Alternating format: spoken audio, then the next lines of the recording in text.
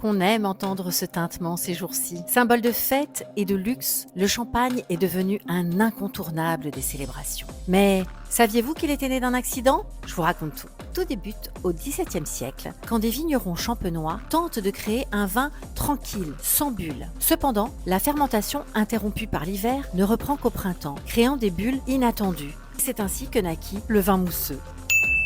Si la légende attribue son invention à Dom Pérignon, ce moine bénédictin améliora surtout les techniques de production en procédant à un assemblage de cépages plus réfléchi, en créant des bouteilles plus résistantes et en introduisant des bouchons en liège. Par la suite, les grandes maisons de champagne au XVIIIe siècle, comme Moët et Chandon, Ruinart, Veuve Clicquot, ainsi que les sacres royaux dans la cathédrale de Reims, contribuent à améliorer et à renforcer l'image prestigieuse de cet élixir.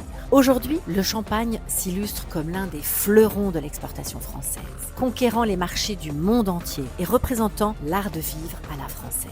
En 2015, ce nectar des rois, comme on l'appelait, parvient même à être inscrit à l'unanimité sur la liste du patrimoine mondial de l'UNESCO. Une histoire d'audace et de passion française qui continue de pétiller. Alors, continuons nous aussi à être innovants.